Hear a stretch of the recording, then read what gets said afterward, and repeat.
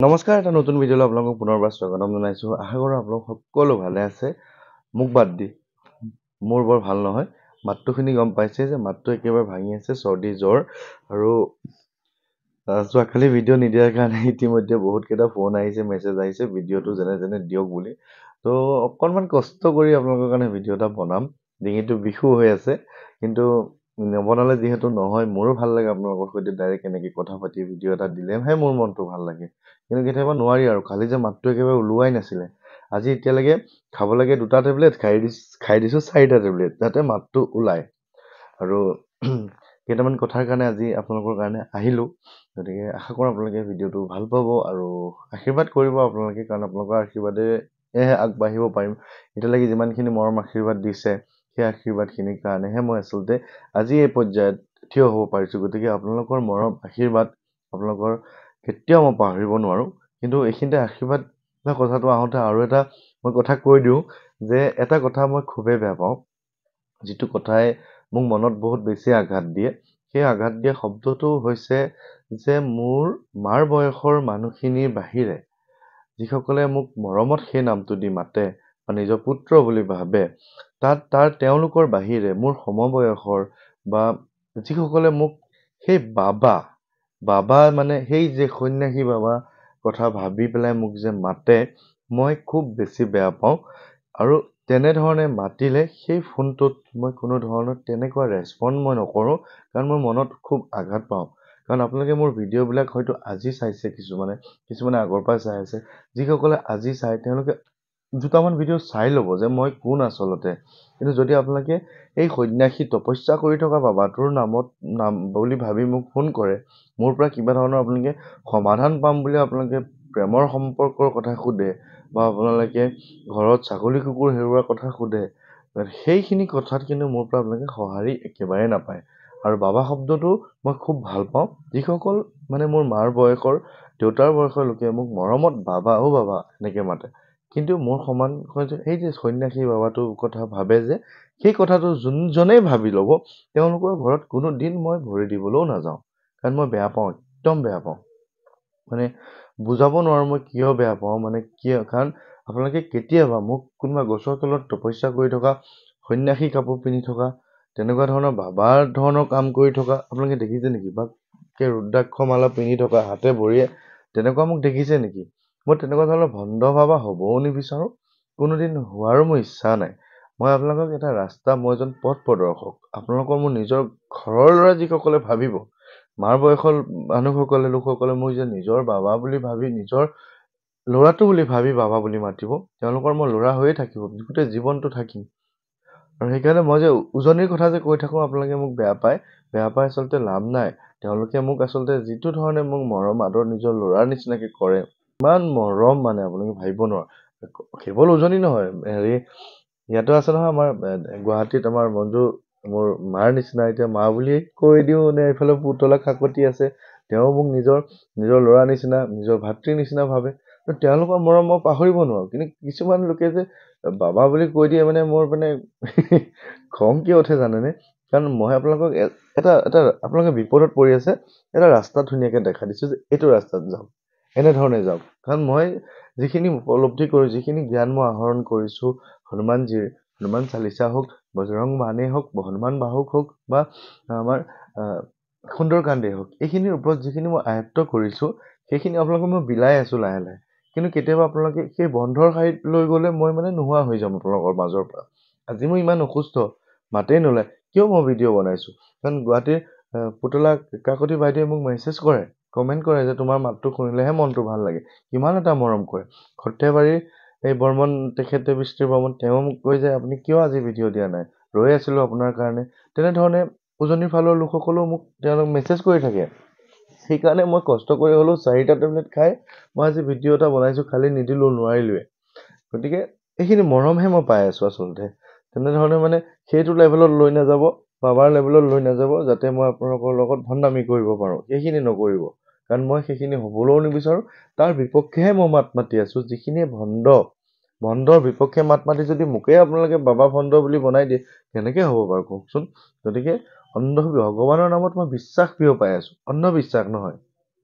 মই বিশ্বাস দি আছো আপোনালোকক যাতে আপোনালোকে এই ৰাস্তাটো চিনি যাওক হনুমান চালিচা পঢ়ক বিপদত পৰিছে বজৰং মান পঢ়ক নিজে পঢ়ক নোৱাৰিলে মই যাম নহয় আপোনাৰ ঘৰত পঢ়ি দিবলৈ কাৰণ আপোনাৰ ঘৰখনত যদি কোনোবাই বেয়া কৰিছে কোনোবাই কিবা পুতি থৈছে কিবা ভূত পেটৰ সমস্যা আছে সেইখিনি চব নাইকিয়া কৰি দিম মই কিন্তু আপোনালোকে মোক নিজৰ বুলি ভাবিব লাগিব তেতিয়াহে এতিয়া সেইখিনি মই ধুনীয়াকৈ মই এটা বিশ্বাস বিয়পাই আছো হনুমানজীৰ ৰামৰ কথাখিনি কৈ আছো হনুমানজী কোন আছিল বুলি কোৱাৰ লগে লগে আপোনালোকে জানেই হনুমানজী শক্তিশালী পাৱাৰফুল আৰু কোনোবা এই পৃথিৱীত আছে নেকি এই দুনিয়াত বিশ্ব ব্ৰহ্মাণ্ডত তেওঁৰ লগত ভূত প্ৰেত কি আছে নগণ্য একেবাৰে তেওঁ একদম ইনষ্টেণ্ট সেইখিনি নাইকিয়া কৰি দিব পাৰে বজৰং বানখন পঢ়ি দিলে সেইখিনি তেওঁ লগে লগে কাম কৰি দিব পাৰে গতিকে মই সেইখিনি আপোনালোকৰ ঘৰত কৰি দিছোগে কিন্তু আপোনালোকে মোক সেইটো লেভেলত ৰাখিব নিজৰ ল'ৰা নিচিনাকে ভাবিব নিজৰ মৰম চেনেহ কৰিব তেতিয়া মই আপোনালোকৰ কাৰণে কামখিনি কৰাত সুবিধা হ'ব কিন্তু যদি আপোনালোকে সেই তেনেকে ভাবে মোৰ মানে অকণমান অসুবিধা হৈ যায় মই কেতিয়াও আপোনালোকে মোক নাপাব আচলতে আৰু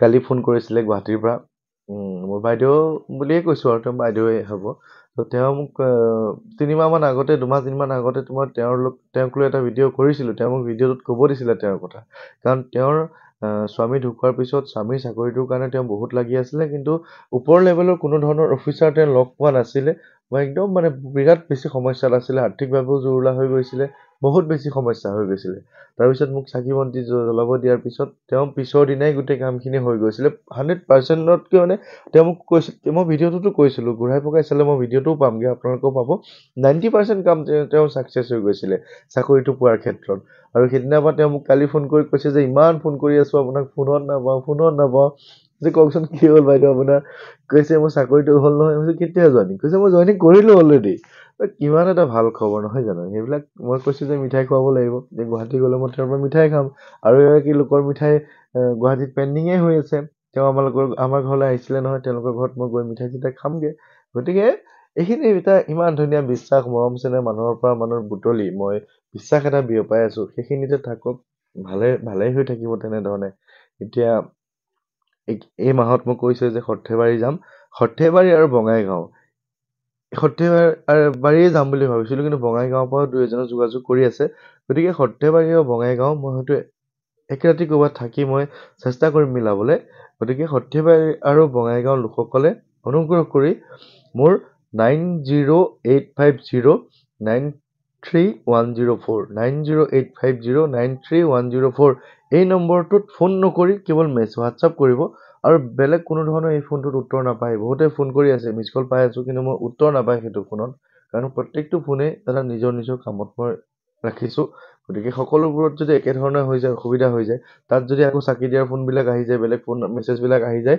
মই নিমন্ত্ৰণবিলাক ৰক্ষা কৰিবলৈ অসুবিধা হৈ যাব গতিকে তেনেধৰণে মিলাই আছো ঠিক তেনেকে যোৰহাট আৰু শিৱসাগৰৰ লোকসকলে মোক যোগাযোগ কৰিব সেই নম্বৰটোতে যিসকল লোকে মোক বিচাৰি আছিল এই মাহতে গোটেইখিনি কৰিম আৰু গুৱাহাটীলৈও এবাৰ যাম বুলি কৈছোৱে অহা কাইলৈ গহপুৰলৈ যাম গহপুৰৰ এগৰাকী বাইদেৱে মোক প্ৰায় 2 মাহ আগতে নিমন্ত্ৰণ দিছিলে তেওঁলোকৰ তালৈ যাবই হোৱা নাই গতিকে গহপুৰত কেৱল গহপুৰৰ ওচৰ পাজৰ লোকসকল যদি আৰু কোনোবাই মোৰ ভিডিঅ' চাই তেনেহ'লে তেওঁলোকে মোক যোগাযোগ কৰিব পাৰে কিন্তু মই যাম পিছবেলা ঘৰ আহি ৰাতি সোনকালে পামহি গতিকে খুব কম সময়ৰ কাৰণে মই গহপুৰলৈ যাম যদি কোনো লোকে গহপুৰত মোক লগ পাব বিচাৰে মোক কথা পাতিব পাৰে তেনেকে কিন্তু বৰ বেছি দীঘলীয়া প্ৰগ্ৰেম নকৰোঁ গাটো অকণ অসুস্থ গতিকে আপোনালোক সকলো ভালে থকাটোৱেই মই বিচাৰোঁ সকলোৱে যে ইমানখিনি সুফল পাইছে ঠিক তেনেকে আপোনাৰ যোৰহাটৰ এগৰাকী বাইদেৱে তেওঁৰ নামটো আছিলে যুগান্ত সাধনীদাৰ তেওঁ চাকৰি পালে নহয় তেওঁ চাকৰি পালে মানে কেনেকে জানে তেওঁ মোক তেওঁ